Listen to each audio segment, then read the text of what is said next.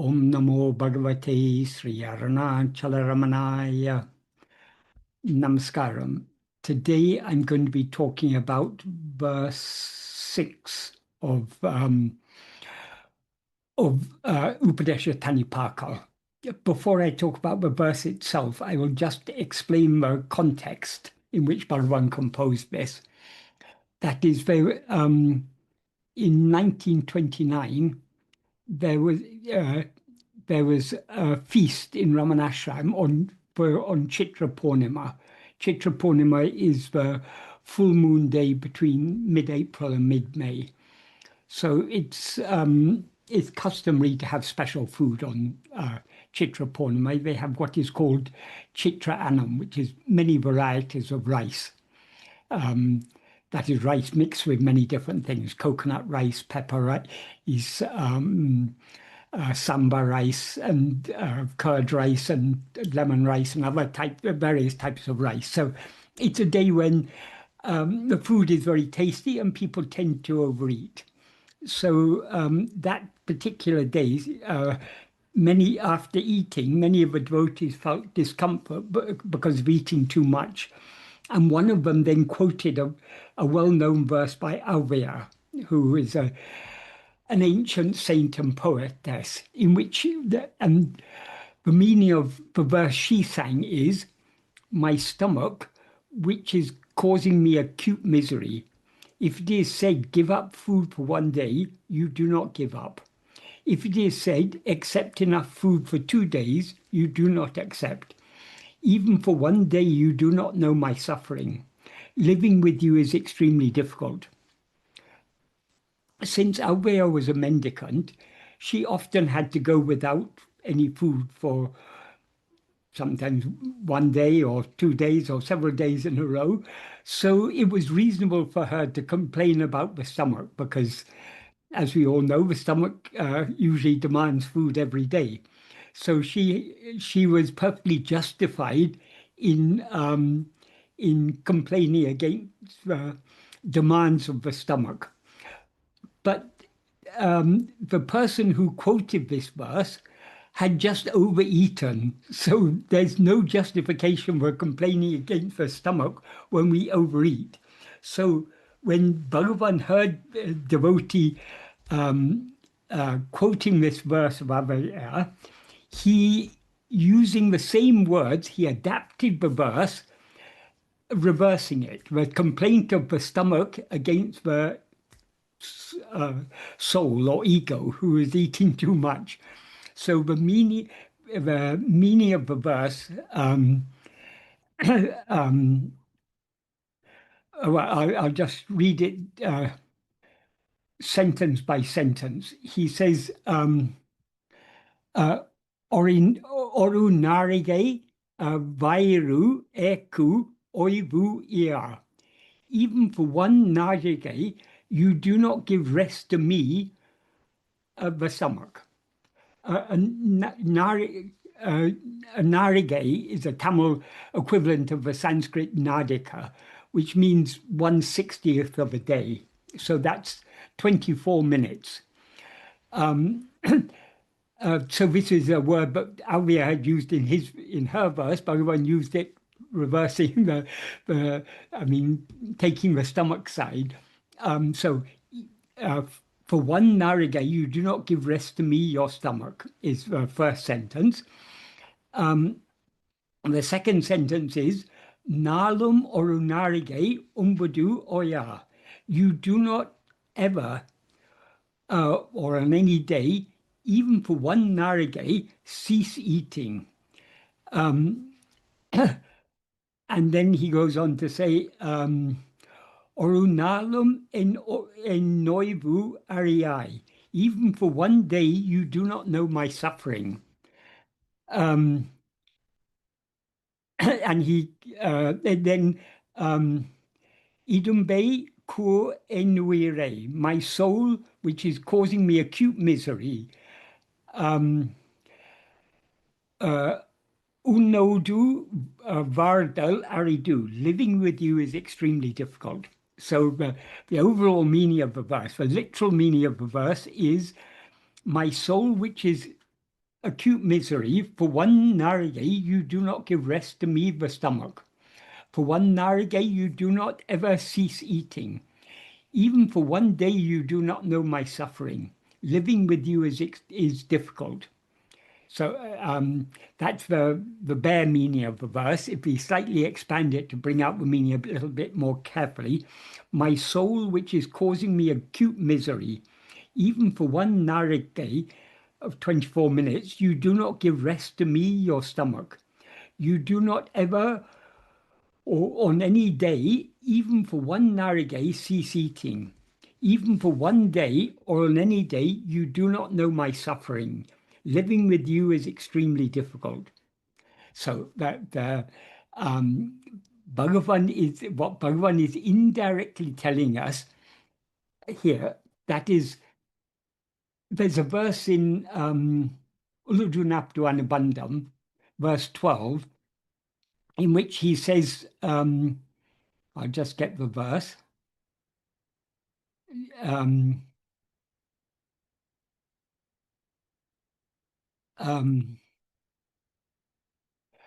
The meaning of the verse 12 of Uḷḷadu Nāṛpadu Anubandham is, cease considering the wretched body to be I. Investigate yourself, who are ever unceasing happiness. Together with cherishing the perishable body, thinking to investigate oneself is like grasping a crocodile as a raft across a river.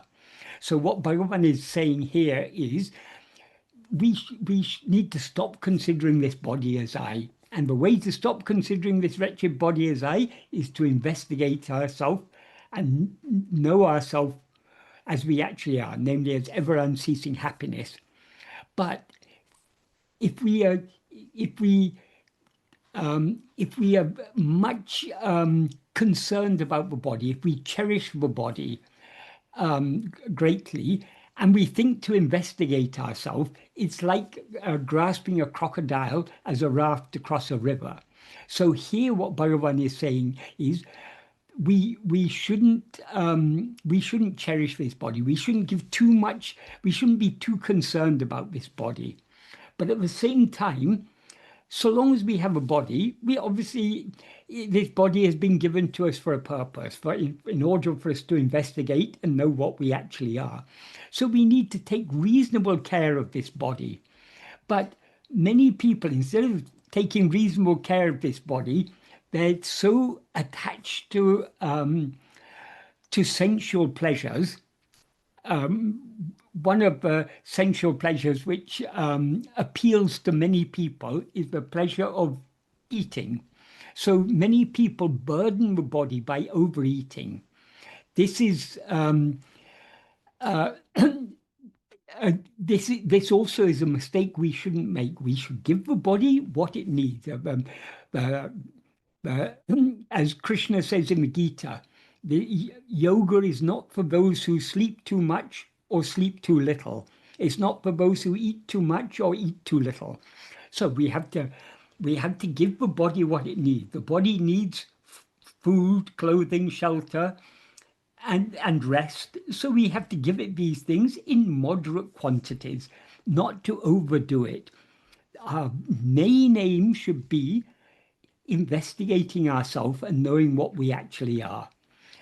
So what Bhagavan is indirectly saying in this verse is, we should care for the body to the minimum extent. We shouldn't overburden it by overeating. We shouldn't starve it. Well, here he's talking about overeating, but at the same time, we shouldn't starve it. We shouldn't. We should give the body what it needs in terms of food, and likewise with rest and exercise and all these other things. We should take care of the body, giving it minimum attention. That is just to eat the food, but the quantity and quality of food that is required doesn't take a lot of attention. We shouldn't be giving a lot of attention to cooking tasty meals. We shouldn't be giving a lot of attention to keeping the body very in tip-top condition. We should keep the body in reasonable condition. We if we sit around all day without exercising, obviously that's going to have an adverse effect, not only on the body, but also on the mind. So we give the body the exercise it needs, the food it needs, all in reasonable quantities. But our main focus of our attention should be on investigating and knowing what we actually are. So if we take these two verses together, this is the inference we should draw from this.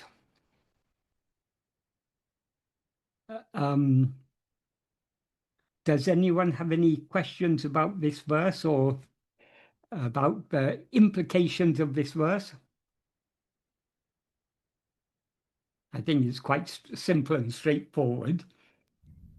Yeah, Michael, I had one question. Yes. You know, the crocodile, you're using the crocodile as a raft to cross the river.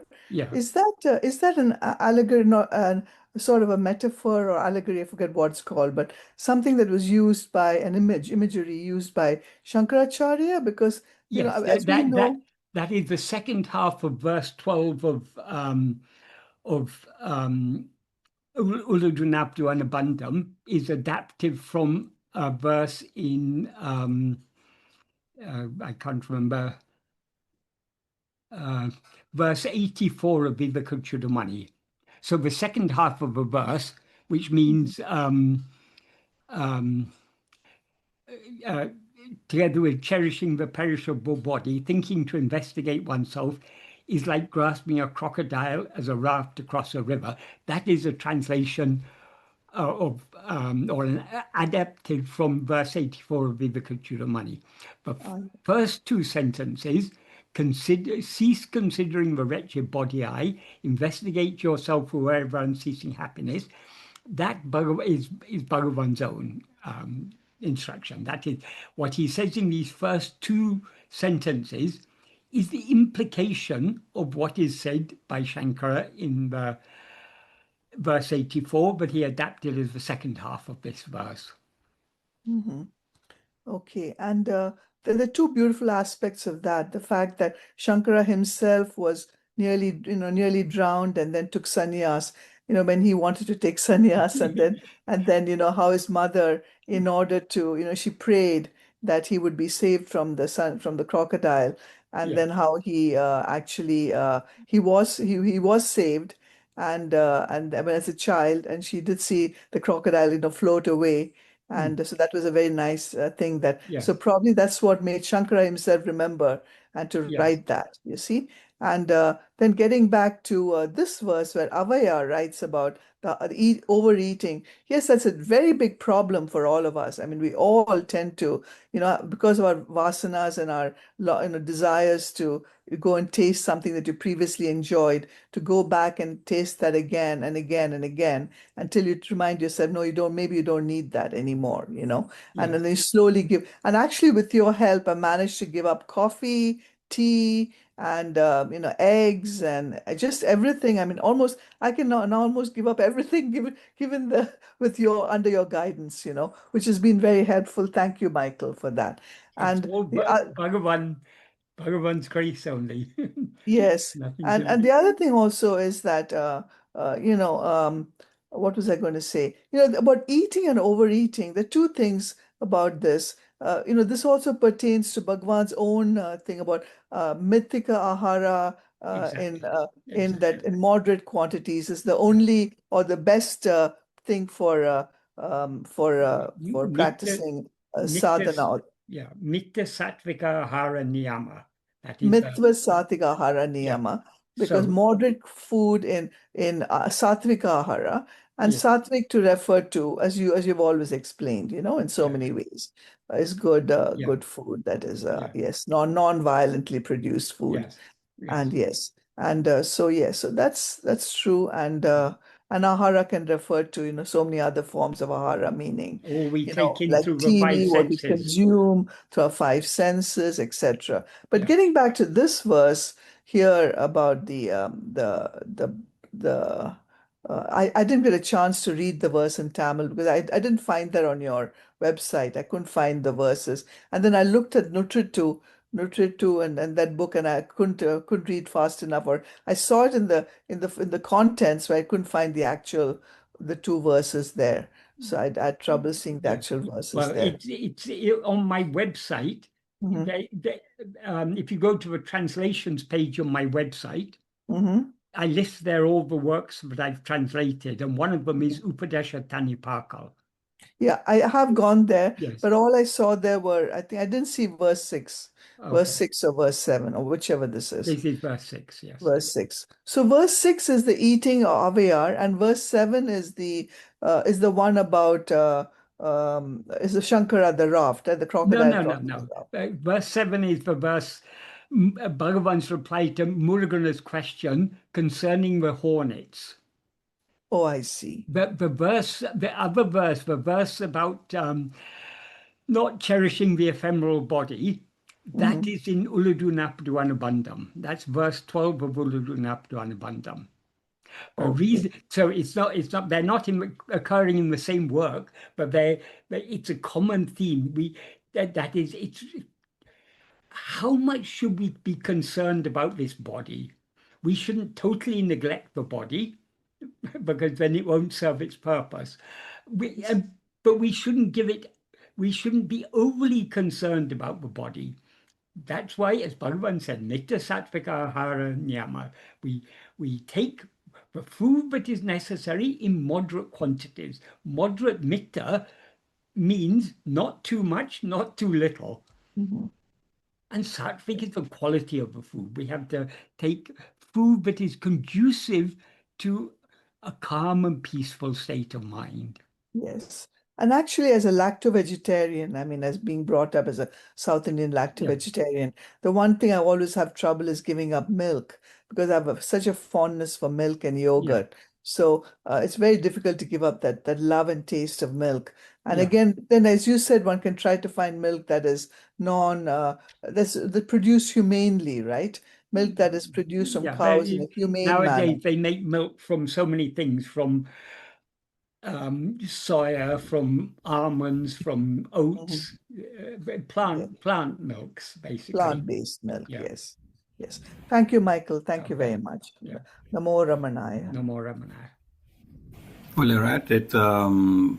Do you want to explain the Mitta Sattvika Āhāra-niyama in a bit more detail? This is what Bhagavan says in Nāṉ Ār in the 9th paragraph. In the 9th paragraph, of Nāṉ Ār, he's basically talking. He starts by talking about other methods. He talks about murti dhyana, that's meditation on a form of God, or mantra japa, and Āhāra-niyama. So after talking about murti dhyana, mantra japa, he says he concludes the paragraph by Mitta Sattvika Āhāra-niyama, which is the best among all restrictions, the sattva guna of the mind increasing, for self-investigation help will thereby arise. Mitta Sattvika Āhāra-niyama, mitta means moderate, implying moderate quantities. Sattvika means what is conducive to sattva. The literal meaning of sattva is beingness. Sattva. Sat means being, tva means ness. So beingness. It implies calmness, and along with calmness of mind comes clarity of mind. So we want those foods that will induce a calm and clear state of mind, because that will help us in our self-investigation. We don't want a mind that is either very dull, that's under the influence of tamas, or very restless under the influence of rajas. We want a mind that's under the influence primarily of sattva. So the quantity and quality of food we eat has an effect on the mind. If we overeat, we'll be dull. If we're not eating enough, the mind will be, that the body will be craving food, and that will affect the mind also. So we should take the minimum that is required for the sustenance of the body. not more than that. And ahara generally means food, but the literal meaning of ahara is what is taken in. So it is often pointed out that Āhāra-niyama isn't referring just to restriction about what food we take. It's also a restriction about what we take in through the five senses.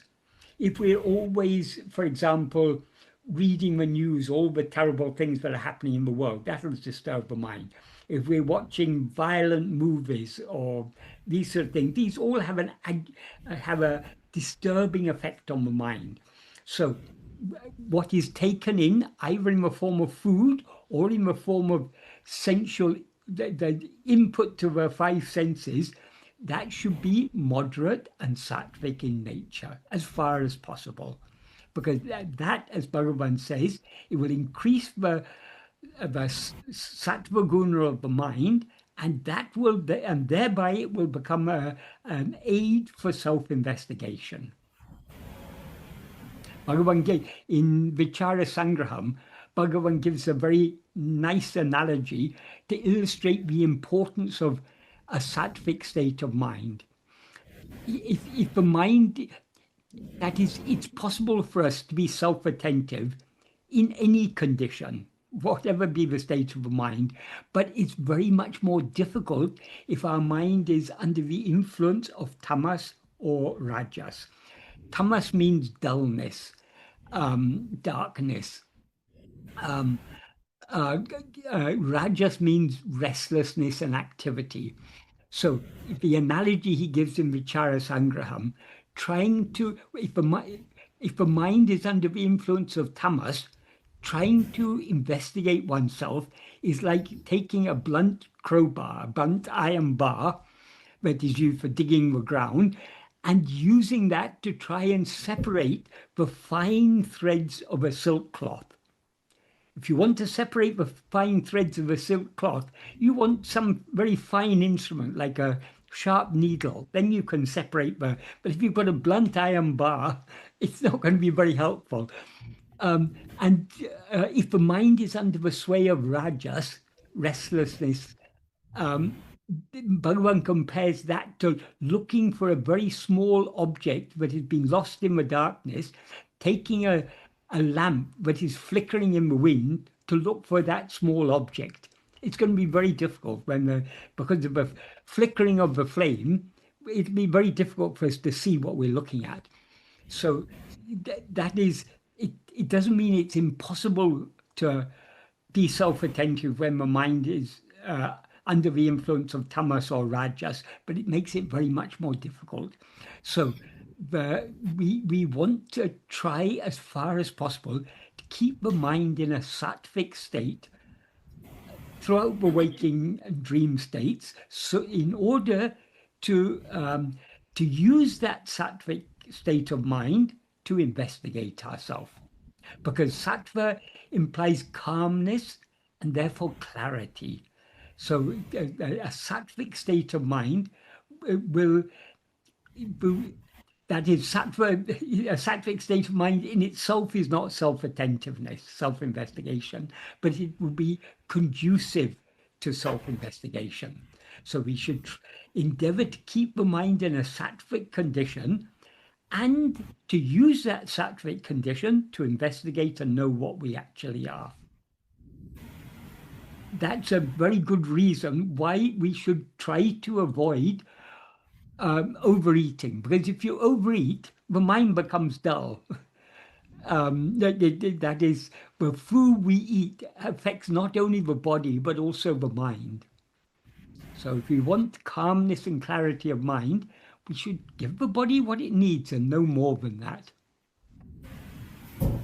So basically sattvic food, and then number two, in moderate quantities. In moderate quantities, yes. Moderate meaning not too much, not too little.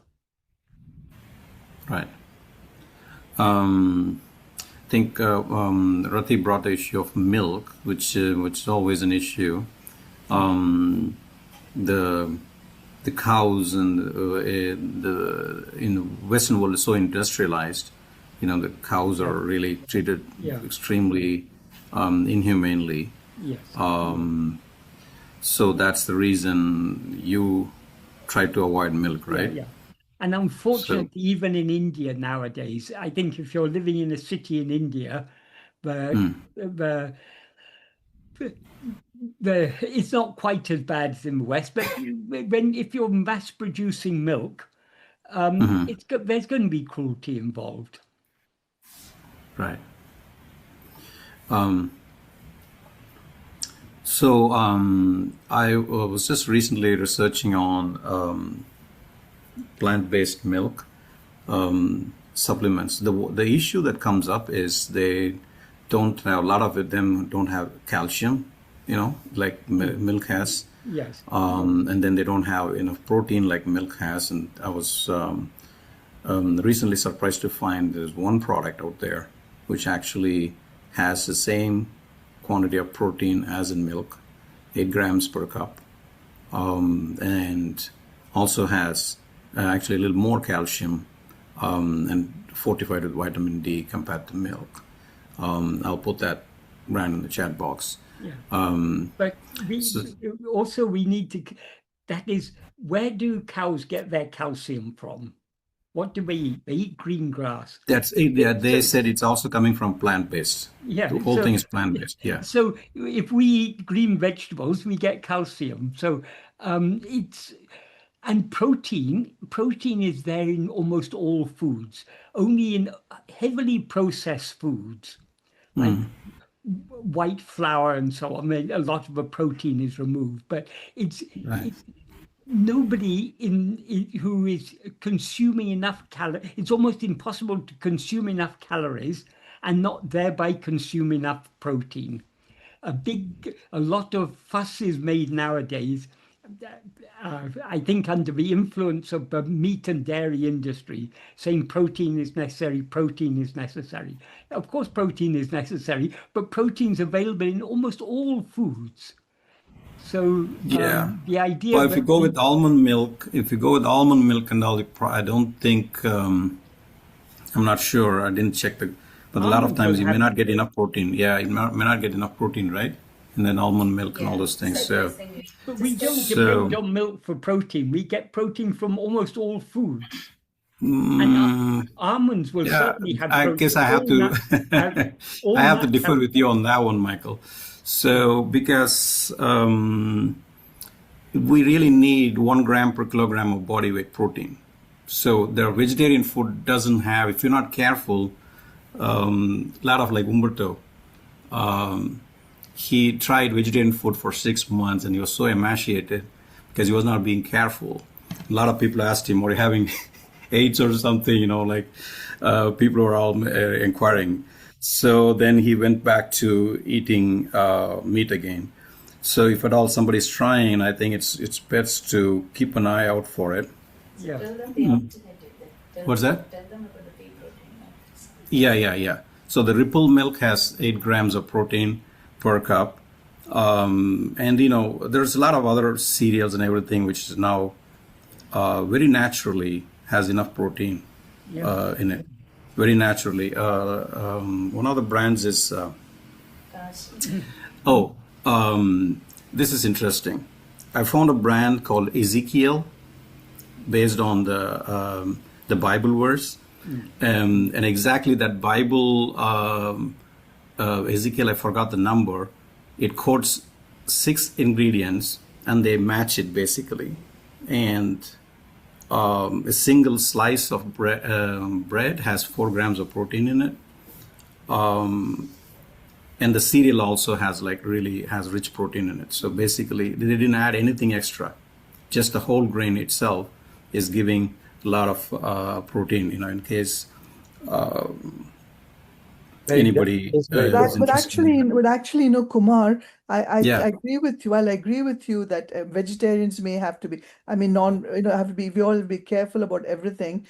Protein is very easily found. I agree with Michael that protein, especially if we eat unprocessed foods, if we depend mainly on unprocessed foods like ragi, which is millet, finger millet, but the whole grains and so forth brings in enough protein and fiber. Right. And with almond milk and all that, the ones, if you buy the shop ones, they're not only are they expensive, but you can easily, usually buy a few almonds on Costco or something, and you can grind your own almond milk. It's very easy to grind it in a mixie or something and make your own fresh almond milk if you want to, and make your own fresh soy milk. And years ago in India, I used to make soy milk, and then it's easy, So though many things like that can be done, but a little bit of milk is okay if it's animal based, providing you get it from somewhere purchased. It may be a bit expensive, but therefore limited because it is expensive, So right. And I think the brand I just mentioned, I was surprised to find it very cheap. It's like around just $3 or something. I was surprised to find it really reasonably priced. But anyway, just to complete the protein discussion, right? Isn't there something like vegetarian foods don't have complete protein or something like that? Which one? All the essential amino acids. Only quinoa has it. Yeah. Has all the essential amino acids. Oh, okay. Somebody here is mentioning that quinoa has all the essential amino acids. The composition of the protein also is important, in case anyone is interested. Yeah, so I think if we just watch out for it, the point I'm trying to make is, like, if you watch out for it, you are somebody who's trying to transition into vegetarian food. You're more likely to be successful and stay in it, rather than go back, as it happened to our organization secretary. So he just pretty much couldn't really continue with vegetarian food for this reason. So that's one of the reasons why I'm bringing this up.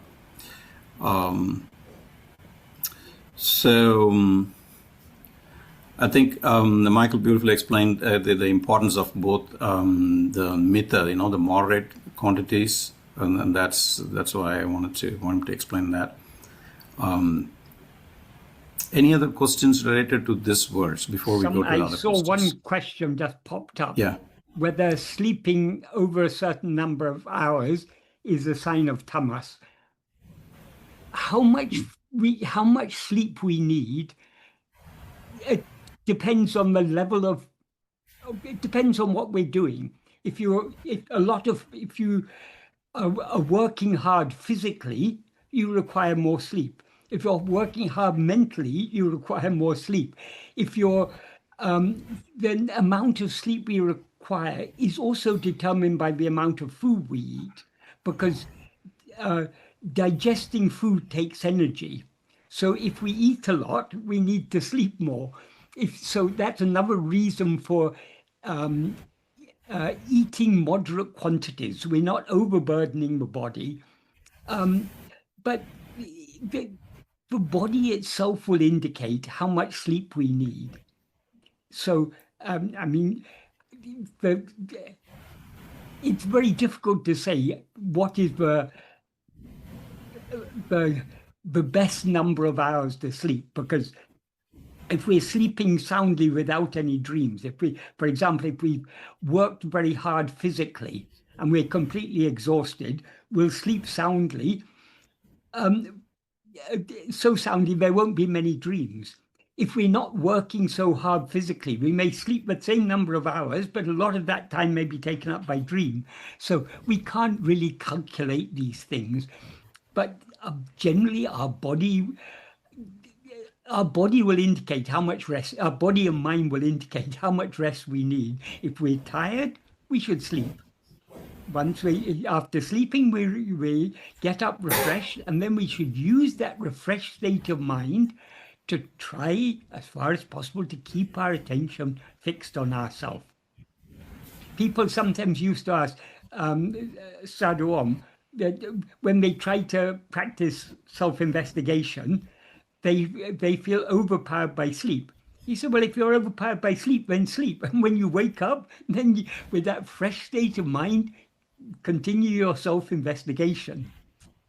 Many of us, particularly in the modern day world, with all the high-pace demand, high speed of life, and all the what we're feeding our mind with, our senses, with all the sensory input in terms of all the social media and cinema and films and all these things. And people nowadays are more tired than they're aware of. So it's as Krishna said in Gita, we need to. This yoga is not for those who sleep too much or sleep too little. So we should sleep as much as is required, but we shouldn't overdo it. So we just have to find what works best for us. As a general rule, it said the optimum is to have 6 to 8 hours sleep. But there may be times when we need to sleep more. There may be times when we don't need so much sleep. It all depends. So, but this is all these things. It's important, like about food also. We should find out what food suits us, and the quantity and quality of food that suits us, and can eat that without giving too much thought to it. Because if we're giving too much thought to how much food we need, what type of food we need, how much sleep we need, all these things, this is what Bhagavan refers to as cherishing the ephemeral body. So the body has been given to us for a purpose. We take care of it just to the extent needed. We shouldn't give too much attention to all these things, because ultimately all these things, some people are overly concerned about health. But if it's our prarabdha to be sick, sickness is going to come anyway, even if we're always exercising, going to a gym and all sorts of things. Someone told me recently they saw on social media one young man in India. He was training to be the strongest man, so he was lifting weights and all these things, and he died at the age of 26. So these things, we can overdo anything. So the important thing, not only sattvic, but also metta, moderate. So we should be moderate in the amount of sleep, moderate in the amount of exercise, moderate in the amount of food we consume. Moderate means not too much, not too little. So we just take a via media, without giving too much attention to these things. We should also, the amount of attention we give to the body should also be metta. It should also be moderate. Not too much attention, not too little attention. We don't neglect the body entirely, but we don't concern ourselves too much with it. The body is like a vehicle.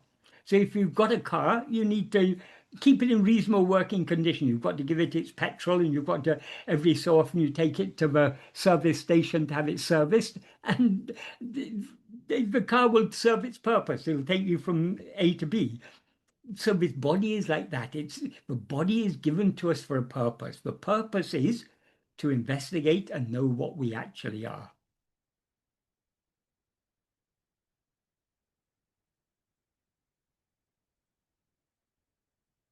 So that's what our attention should be on.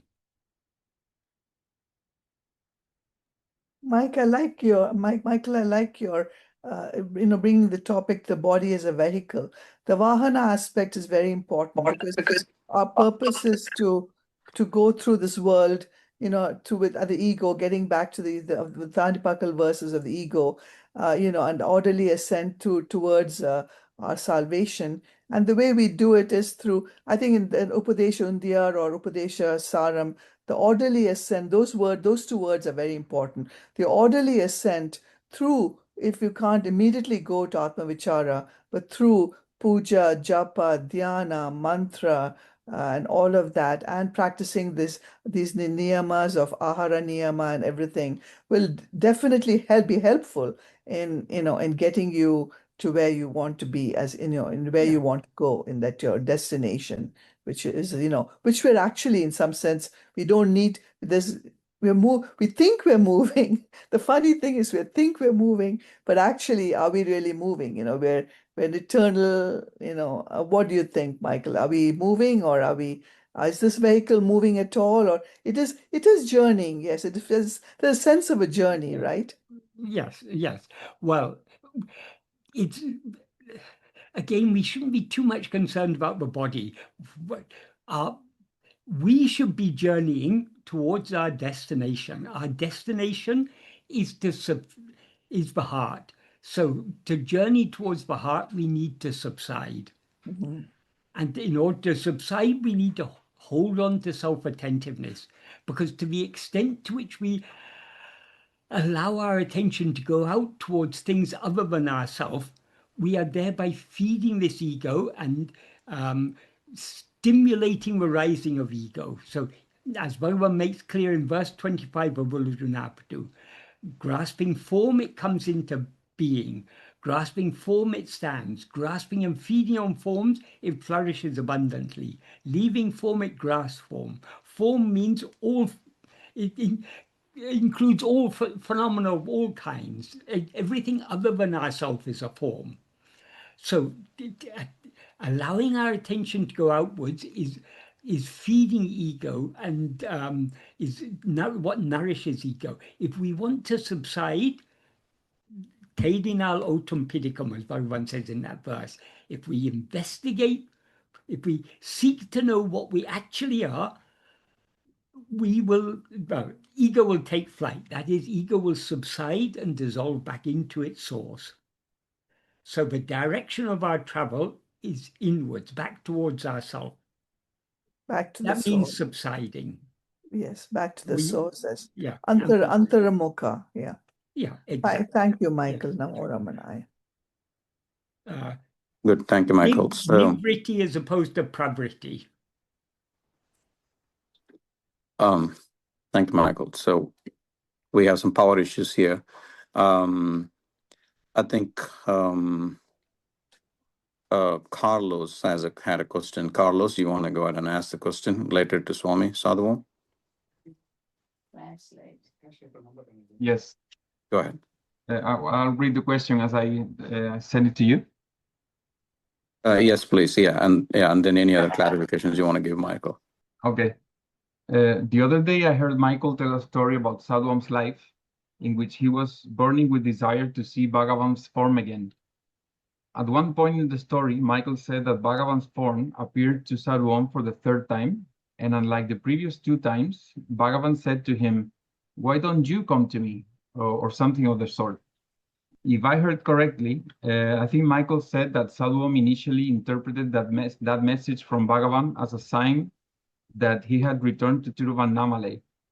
That part of the story, with the visions of Bhagavan in name and form, reminds me a little of certain passages in the chapter Bhakti in the Path of Sri Ramana, where the Guru tells the man not to become attached to his form, since it will eventually disappear no matter how many times it appears, and instead repeatedly urges the man to look within himself to discover the reality of his being. Does the answer Sadhu Om received from Bhagavan in his vision bear any resemblance to that of this dialogue? Did Sadhu Om take that message from Bhagavan's vision in name and form as an urgent call to seek Bhagavan within himself? That's the question. Yeah, well, always that is firstly the state of mind he was in at that time, because he very much missed he was with Bhagavan. He was in Bhagavan's presence for less than 4 years. So when Bhagavan left the body, he was feeling very. He felt that separation very intensely, and this actually happened 5 years later. But it was a time when that feeling of separation, due to various circumstances, that feeling of separation was felt very strongly. So he longed to see Bhagavan again in name and form. This is due to the intensity of his devotion. But of course, he knows that we have to go beyond name and form. But sometimes the mind needs that support of a name and form. Bhagavan has made it very clear that worshipping God in name and form is a very great support in the path of bhakti. We can see beautifully in Āhāra-niyama Stuti Panchakam, Bhagavan's Āhāra-niyama Stuti Panchakam. He's praying simultaneously both to the physical form of Āhāra-niyama, that Āhāra-niyama in the form of a hill, and to the reality of Āhāra-niyama, which is what is shining in the heart. And there's no conflict between the two. If the devotion is intense, the borderline between the form and the formless dissolves, so to speak. So ultimately, the ultimate reality of Bhagavan or of Āhāra-niyama is, of course, formless. He's just pure Satchidananda. That is reality. But as Bhagavan says, so long as we identify ourselves with a form, God or Guru appears to us in form. So it was in such a state of intense yearning that Sadhu Om wanted to see the form of Bhagavan again. So when Bhagavan said, that is the third time Bhagavan appeared, Bhagavan said to him, "Why are you calling me to come to you? Why don't you come to me?" So under the circumstances, that is definitely referring to, implying, why doesn't he come to Tiruvannamalai? And the circumstances that happened after that made it very clear that was what was meant to happen. But of course, Sadhu Om was never neglecting the need to seek Bhagavan in our own heart. And often with things that Bhagavan says, we can interpret it at different levels. So when Bhagavan said, "Why don't you come to me?" It definitely, we can interpret that in either of two ways. That why don't you come to me physically, to Āhāra-niyama, or why don't you come to me in the heart? Your question reminds me slightly of the first verse of Āhāra-niyama Aṣṭakam. If we read that verse superficially, it seems to imply that Bhagavan came to know what Āhāra-niyama is when he came there physically. Because by saying, I'll just get the verse.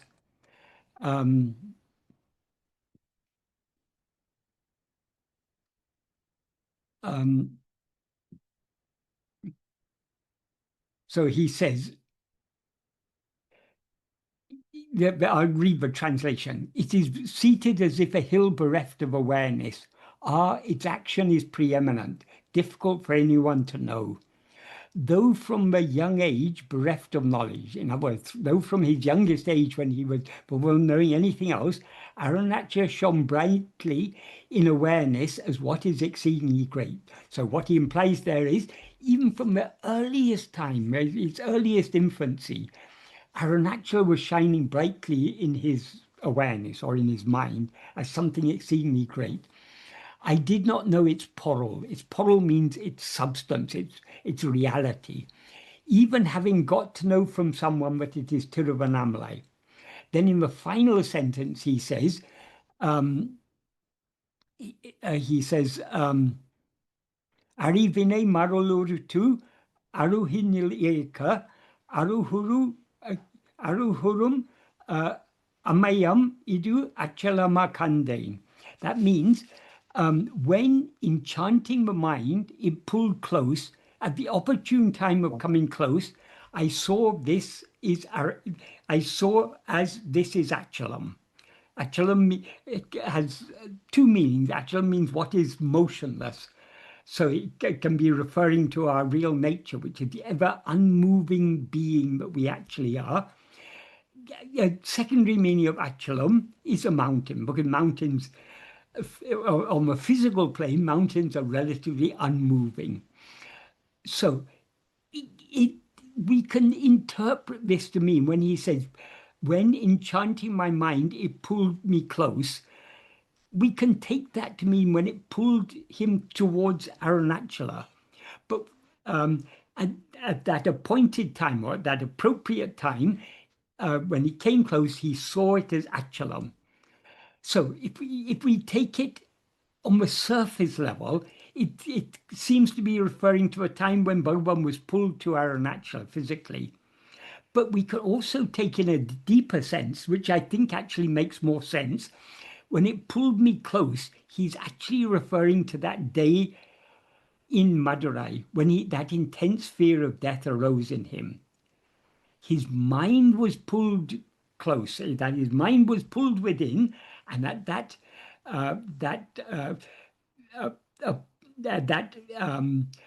proper time of coming close, he saw. But what Āhāra-niyama is that ever-unmoving being. Because that then makes more sense of the next verse, in which he begins by saying, "Kandavan even ena karutirunata kandavan endrida nindradu kande." When investigating within the mind, who is the one who sees?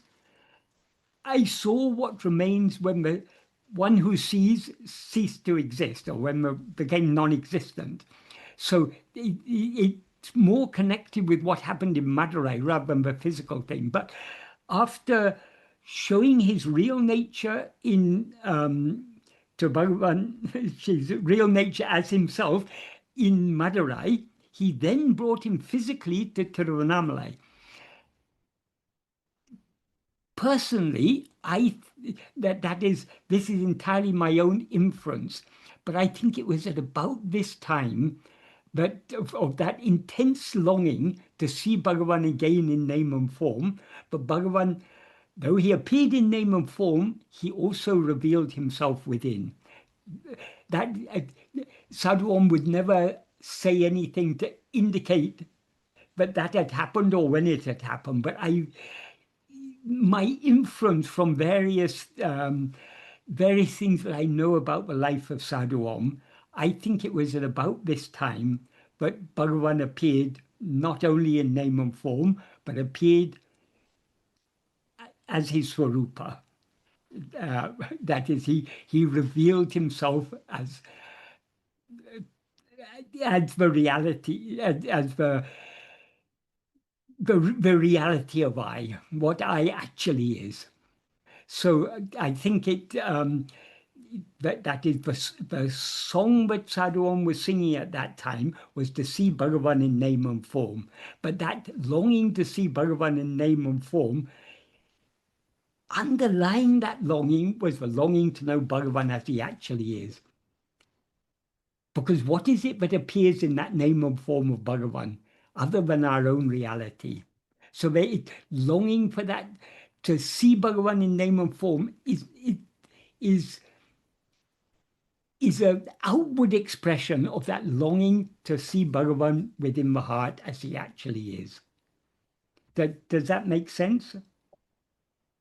Yeah, absolutely, Michael. Yeah. So yeah, because I mean, Bhagavan is working externally and also internally. So exactly. we are attracted.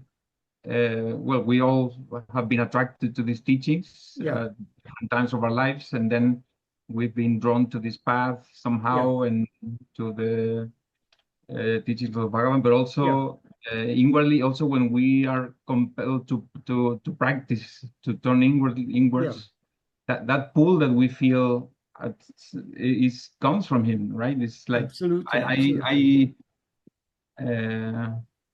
We want to leave form the world of name and form and turn within also that the same pull working inwardly, right?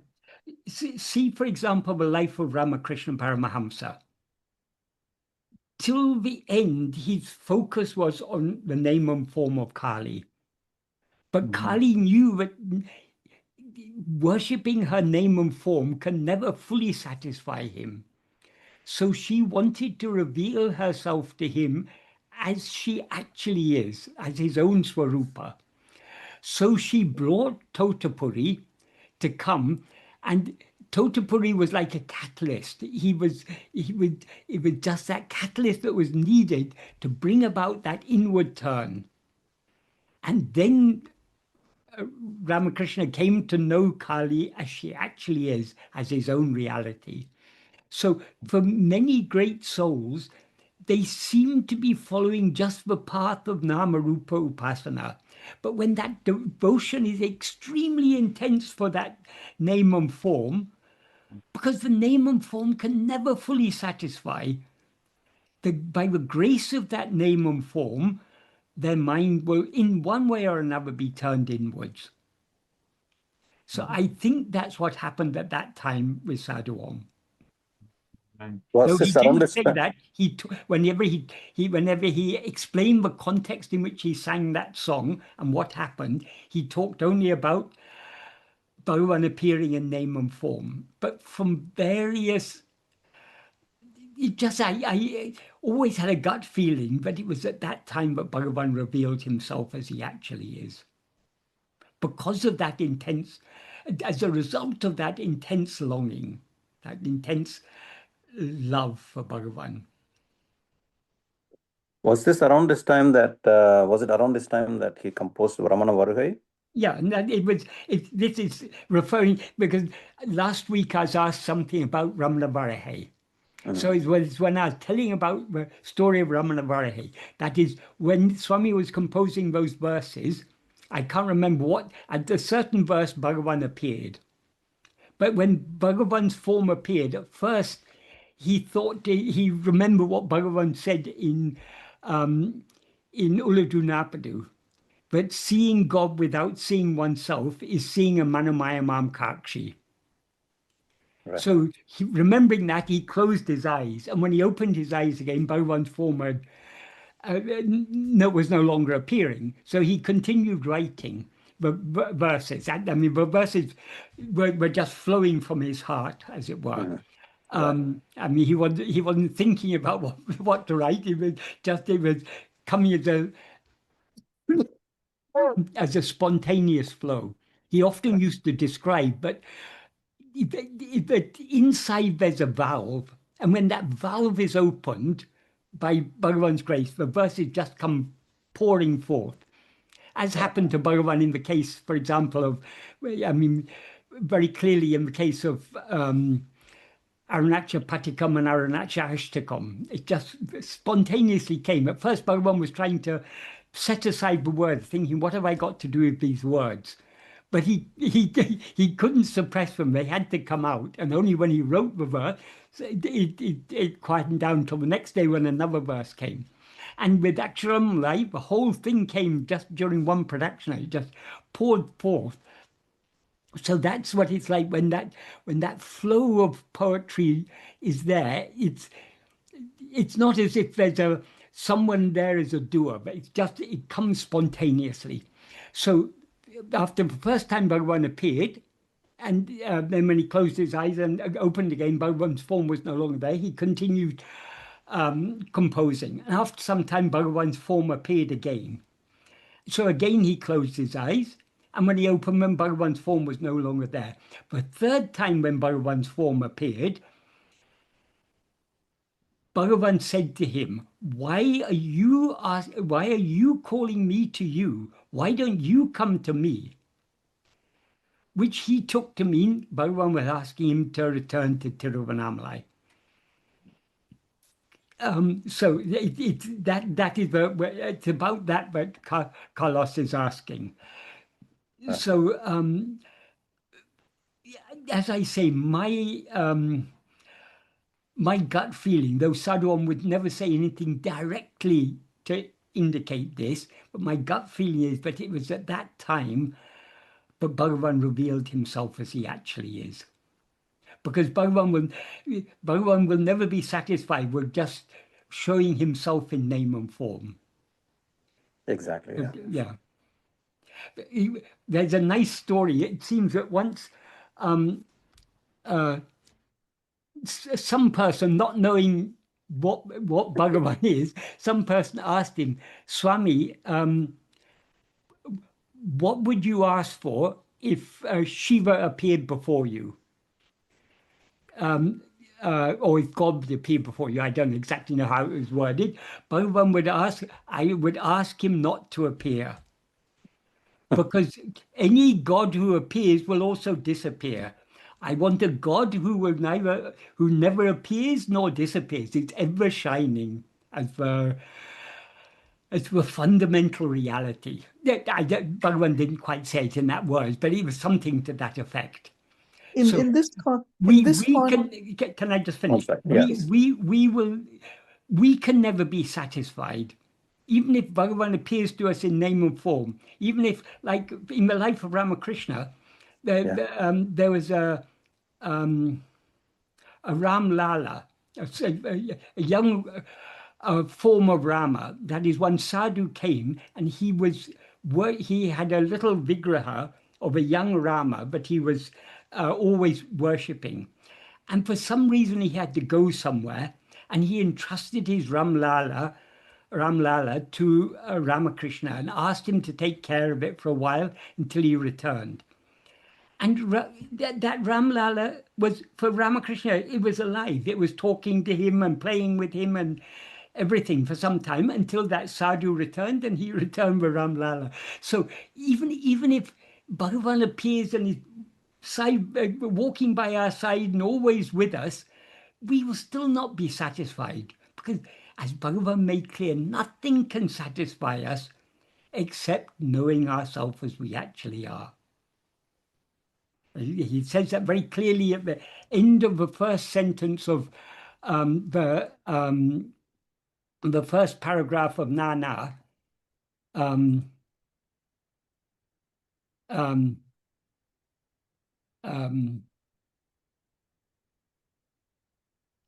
Manamatra nidreo dinum anubhavikum tan subhavamana achukate adeya tanne tan aridalvendam. In order to attain that happiness, which is one's own svabhava, one's own real nature, which one experiences daily in sleep, which is devoid of mind, tanne tan aridalvendam. Oneself, knowing oneself, is necessary. So no appearance in name and form can ever satisfy us fully. So we will not be satisfied by seeing God in name and we will not be fully satisfied. We'll be very happy. Both of them were to appear before us, we'd be very happy. But that would all be temporary. It would all be fleeting. So we are not going to be satisfied with anything less than knowing him as he actually is, which means knowing ourselves as we actually are. We will not be satisfied, and he will not be satisfied, because he's our own reality. So he wants nothing but for us to know him as he actually is, and thereby be as he actually is. So the grace works in so many ways. So sometimes the grace kindles in our heart that intense love for that name and form. But that's all a part of the process of bringing us to that point where we are willing to subside completely back into the reality of that name and form, which is our own svarūpa. That's good. Thank you, Michael. I know a few months ago, we were talking about Sadhu Om, and we're trying to do some video on him, but I just haven't had the time to put it together. Hopefully, in the next few time permits, I can work on it. Whenever it is Bhagavan's will. Right. I think there was another question that Sanjay had sent me. Sanjay, are you here? Sanjay Lohia? Yes. Go ahead and read your question, and you can post it to Michael. So in paramount importance of self-attention, on the 17th of March 1978, you have recorded Sadhu Om as saying, if one leaves the shade and goes into the sun, then one has not yet absolutely understood what heat is. So more śravaṇa and manana on heat are required. My question is, how should we understand the statement, more śravaṇa and manana on heat are required? Okay, what Sadhu Om is referring to here is the analogy used by Bhagavan in the 14th paragraph of Nāṉ Ār, in which he says, where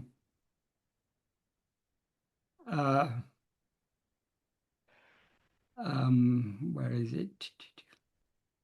At the foot of a tree, the shade is pleasant. Outside, the heat of the sun is severe. A person who is wandering outside is cooled by going into the shade. After a short while, emerging outside, but being unable to withstand the severity of the heat, he again comes to the foot of the tree.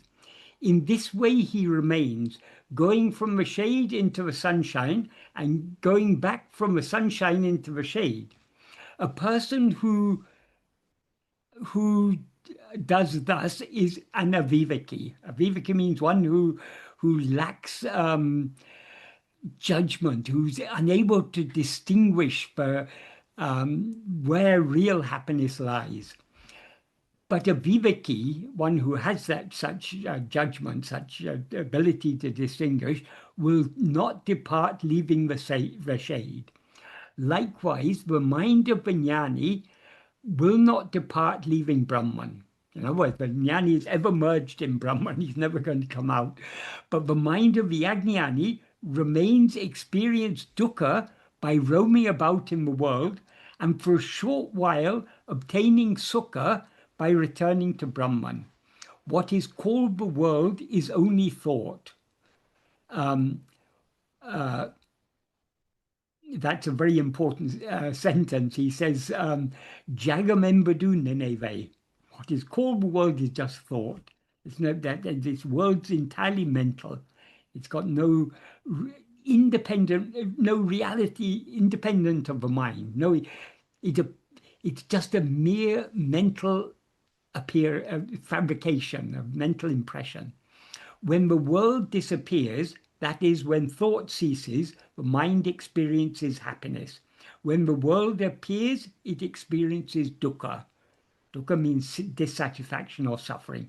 So this is what Sadhu Om is referring to in this passage.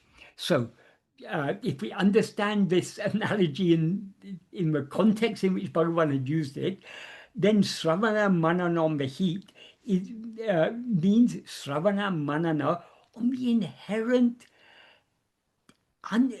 unsatisfactory nature of this world. Nothing in this world can ever satisfy us.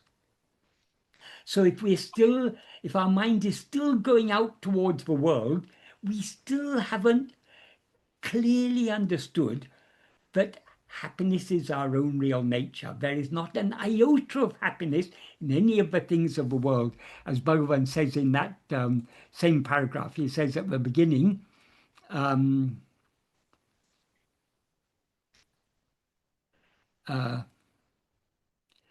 Prapanja porul Unreality Sukhamembadu Kedeyadu.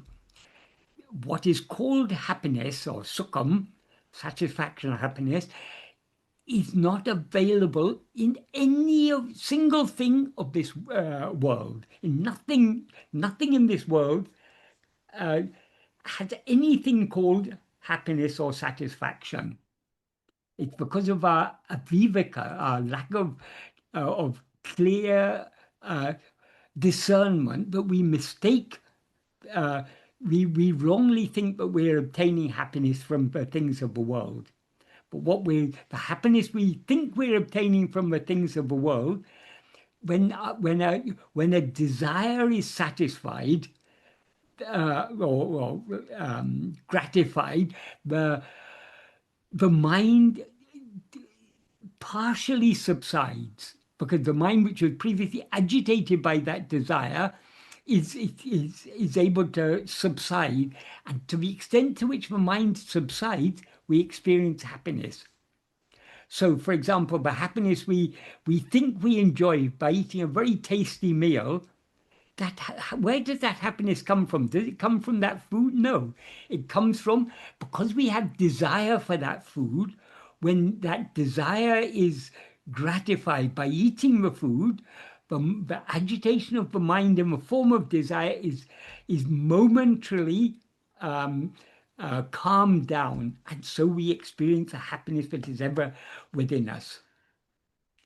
So that's what he means by more śravaṇa, manana, and heat is necessary. There's so many things we need to think about this. If we think about it, in Nāṉ Ār, after the first question that Sri Pillai asked was, Swami, who am I? And Bhagavan said, Arive Nāṇ, awareness alone is I. And when he asked, well, what is the nature of that awareness? Bhagavan replied, Satchidananda. That's contained at the end of the second paragraph in the essay version. Then in the topic Bhagavan takes up next is about the world. The next 2 or 3 paragraphs are all about the world. In the second paragraph, he says, in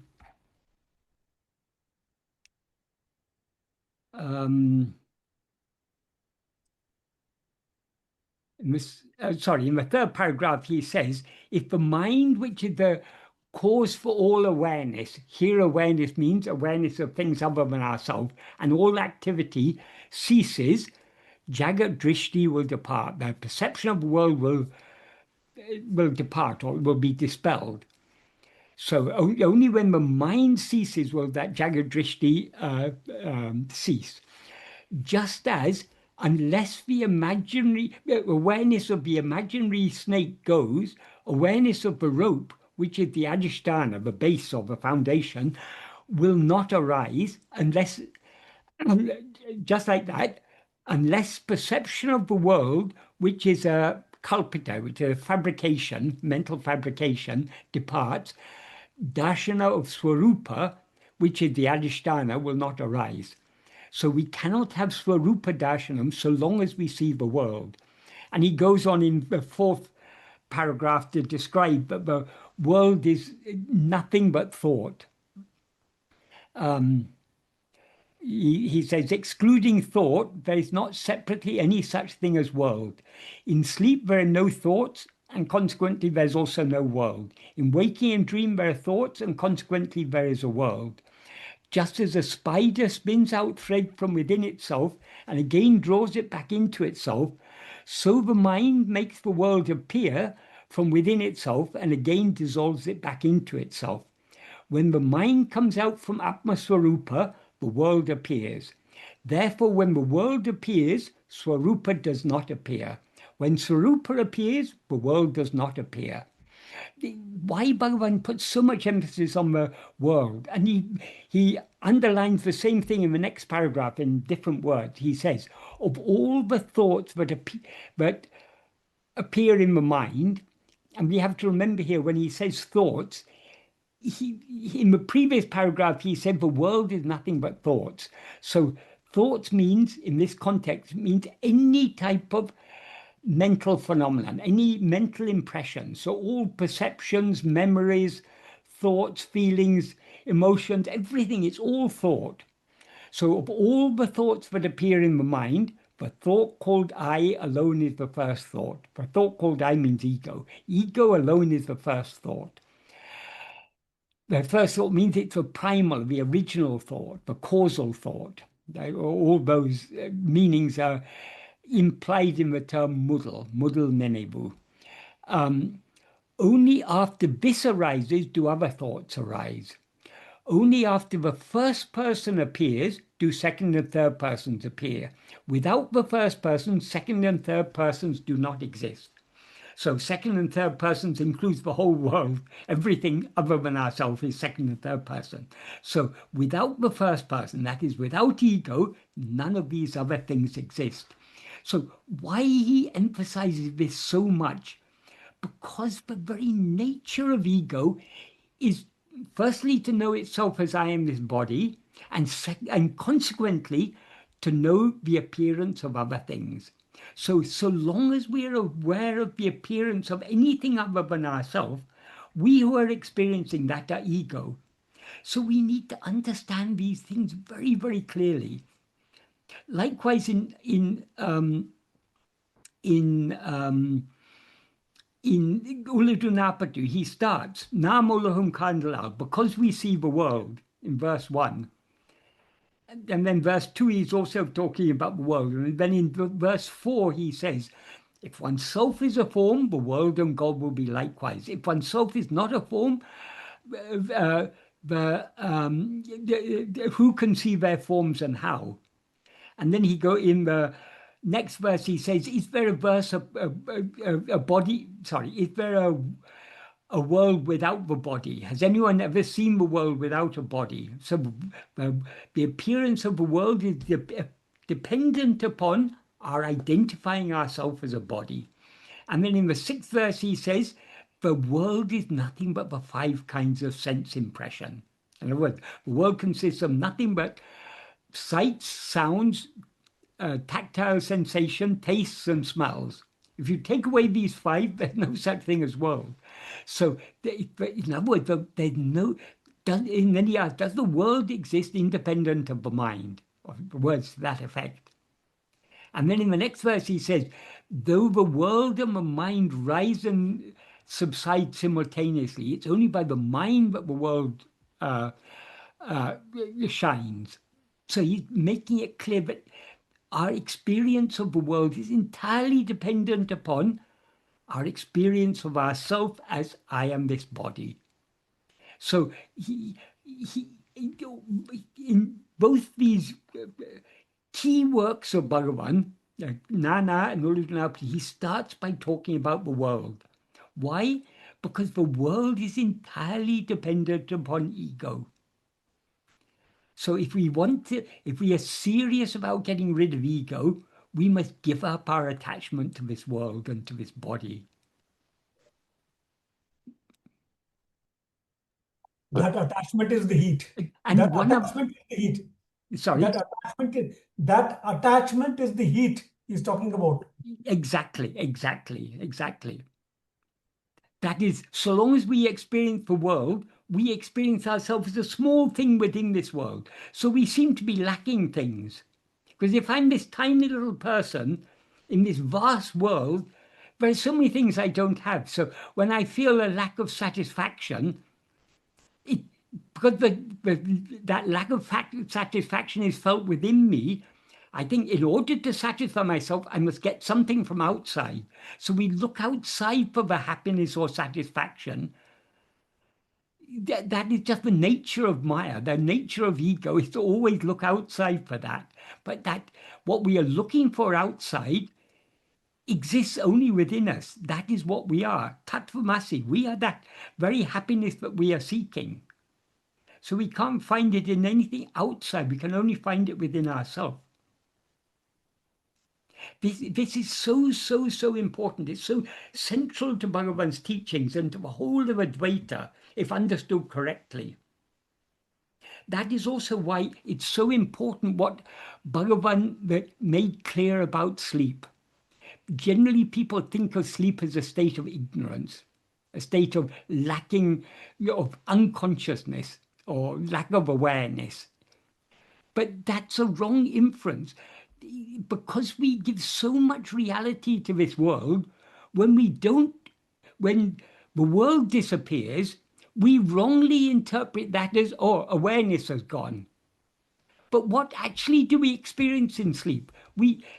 Awareness doesn't go in sleep. What goes is the world. Why did the world go? Because the mind goes. Without the mind, without ego, there's no such thing as world. So we all of us, I mean, all of humanity, all sentient beings wrongly assume that in sleep, the world remains there, we, the awareness, disappear. But actually what remains in sleep is only we, the awareness. The world disappears because the world is entirely dependent upon ego. When ego or mind, whatever we call it, when ego subsides, the world subsides along with it. As he says in the final paragraph of Nāṉ Ār, Tān erendal sakalam erum. Tān adanginal sakalam adangam. If oneself rises, everything rises. If oneself subsides, everything subsides. Good. Thank you, Master. Everything is dependent upon ego. That's why he's constantly emphasizing the unreality of all these appearances. Because so long as we take them to be real, we'll be, as he said, if so long as you take the appearance to be real, your mind will be after it, and you'll never seek the reality, the actual reality, which is to be found only within. Thank you, sir. Right. Thank you very much. Yeah. Thank you. That is the śravaṇa manana that we need to be doing, to understand the unreality of all these things, the unsatisfactory nature of all these things. Because how can anything unreal be satisfactory? Nothing, only what is real can truly satisfy us. And what is real, jnanamam tane me, oneself who is awareness alone is real. Yatharthamai uḷḷadu atma svarūpa mandre. What actually exists is only atma svarūpa. Everything else is karpana, Right. mental fabrication. And even while reading and reflecting, I think it's important to incorporate the practice too, throughout. If the practice is not going hand in hand with our śravaṇa manana, we're not really doing the śravaṇa manana. Exactly. Right. Real śravaṇa manana automatically will turn our attention back within, because what Bhagavan's teachings are all about, from beginning to end, Bhagavan's teachings are pointing at one thing and one thing alone. I. What is this I? Who am I? Right. So if we're really understanding what Bhagavan is talking about, that will automatically turn our attention back towards, then what is this I, in whose view all these things appear? Right. Very good. Thank you, Michael. Going back to our discussion on the Āhāra-niyama, there was one question from Sushil. If everything is predestined, how much of Āhāra-niyama is under our control? This is a question people often ask. What is predetermined is what we are given to experience. We can, so that is what we, as Bhagavan made clear, we have freedom of will and freedom of action. Freedom of will he called Ichcha Swatantra. Freedom of action he called Kriya Swatantra. And he often talked about them together as Ichcha Kriya Swatantra. Because if we don't have freedom of will, then we don't have freedom of action. Because freedom of action means the freedom to do what we want. And the freedom of will is we are free to choose what we want. That is, we have so many vasanas. Vasanas are constantly rising. But we are not bound by vasanas. We are free either to be swayed or not swayed by any particular vasana. Because as Bhagavan says, the vasanas are rising in countless numbers like ocean waves. So moment to moment, so many vasanas are rising. We are the ones who decide which vasana we allow ourselves to be swayed by. So we have that's where our freedom of will lies. And according to what we want, we act accordingly. So we have that freedom of will and freedom of action. But freedom we don't have is to change what we're destined to experience. So what we are given to experience is prarabdha, destiny, fate. That is the fruit of our past actions that Bhagavan has selected for us to experience in this lifetime. So, coming back to the question about Āhāra-niyama, do we want to eat moderate sattvic food, or do we want to eat other type of food? We have the freedom to choose what we want to the type of food we want to eat and the quantity of food we want to eat. We may be in circumstances where sattvic food is just not available. We have no choice. If we, for example, if we're living with with Inuit people in the Arctic, they are not able to grow fruits and vegetables there. They depend entirely upon fish and things. So if we happen to be there for survival, we would need to eat those things. It's not very sattvic, but what to do? But the prarabdha we are given is not a random prarabdha. The prarabdha is tailor-made to suit our svabhava, our current state of maturity, our nature, our current nature. So if a person with a sattvic nature will by and large be given a prarabdha where sattvic food is available. So their choice to eat sattvic food will be available in the prarabdha of someone who's so inclined. Not always, but as a general rule. So when deciding what to do or what not to do, we shouldn't think, oh, it may be my prarabdha. It may be my prarabdha to kill this person, so let me just kill him.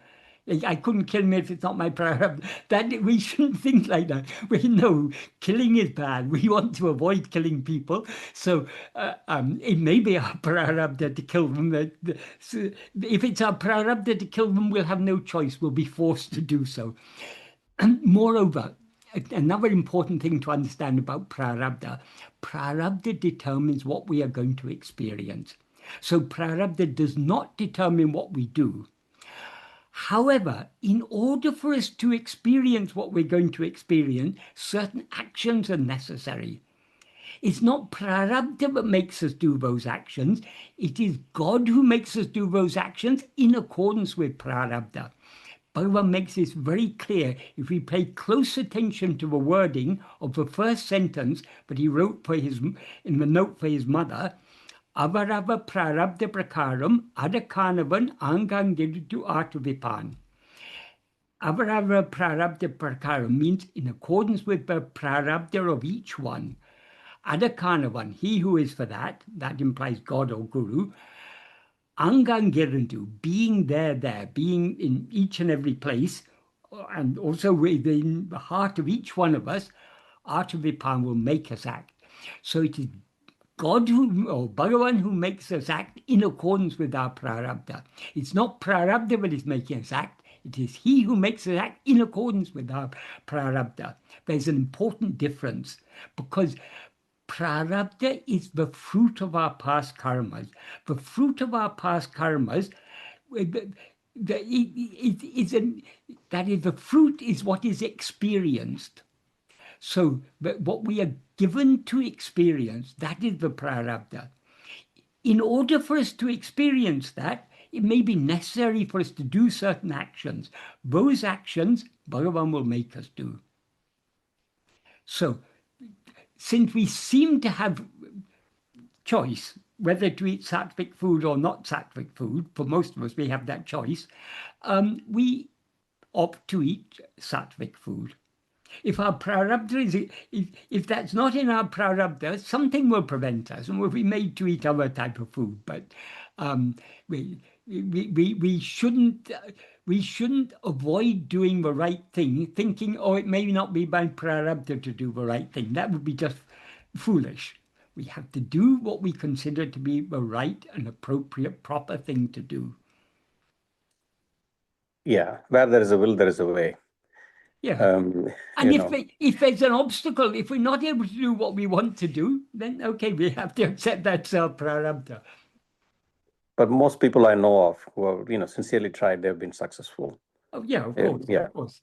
It's not difficult at all. It's very, Right. very. That's what I said earlier. We shouldn't allow our mind to dwell too much upon these things. If we've never eaten vegetarian food before, we may need to do a little bit of research how to eat a balanced vegetarian diet. Very simple, actually. All you need is a variety of fruits, vegetables, grains, pulses, whatever. You eat in a balanced way, not too much of anything. It's actually very simple. Right. But if you're not familiar with it, it may take a little bit of thought at first. But once you've understood what is sattvic food, what is it's very, very easy. You just live your life accordingly, and you don't Right. have to give a second thought to it. And it does help with spiritual practice. Oh, definitely it does. Yeah. Bhagavan made that very clear. So very good, Michael. And that was a good discussion. These are all practical points. With that, we will conclude today's session. And we'll meet with you again next month then for verse 7 of Upadēśa Taṉippākkaļ. Okay, right. Good. Thank you, Michael. Thank you. Thank you, Michael. Thank you, Kumar. Thank you, Thank you. Kumar. Nāṛ Ār. Thank you, Michael. Thank you, Kumar. Thank you, you. Bhagavan. Thank you, Kumar. Thanks, Thank you, everyone. Michael. Thank you. Namo Ramnaya. Namo Ramanaya. Very much, Kumar. Thank you. Namo Very Ramnaya. much, Namo Michael. Ramnaya, Kumar. Thank Thank you, Michael. Thank you. Thank you. Thank you. Kumar, is the park coming back? No, I think there's some repairs going on. I probably wasn't aware. So they had to shut it down. It's just something local to our building. Okay. So, but not a problem. We managed. What comes we has have, to we have a go lot and of what supporting goes has lights, to and I have a come. backup, right? We have backup gadgets, so we managed.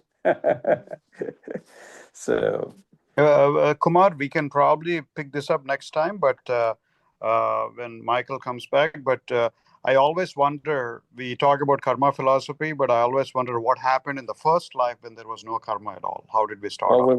we'll right. We'll Okay, pick that up can- next Can, meeting. Yeah. can I answer that now? If there's time.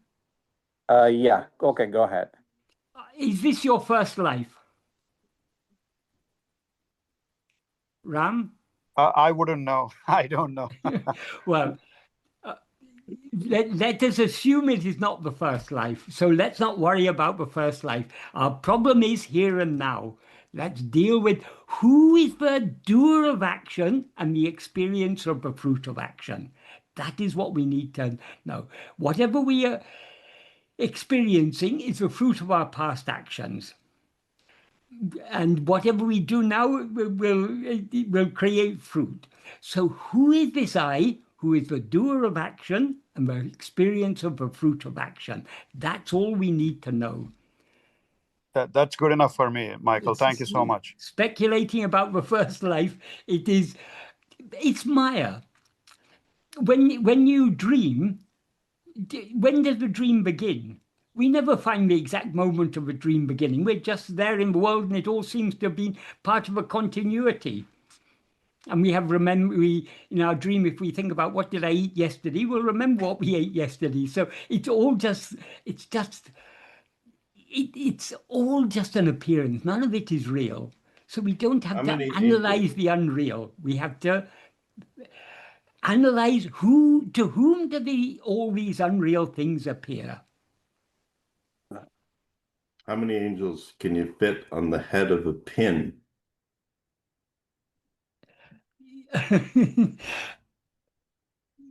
First find one ego, and then we can try and calculate how big is that ego. Exactly. There are some Vedantins who debate about what is the size of the soul. Is it very big or very small or medium-sized? Well, first, what is that soul? It's nothing but ego. First find the ego, and then we can work out how big or small it is, if it exists. But Thank you, Michael. Thanks, Kumar. If we investigate, we'll find there's no such thing at all. Right. Very good. Well, thank you, Michael. Right. And we'll catch up with you next month then. Thank you so much. Right. And I'll give you a call later. Thank you. Namo Ramnaya.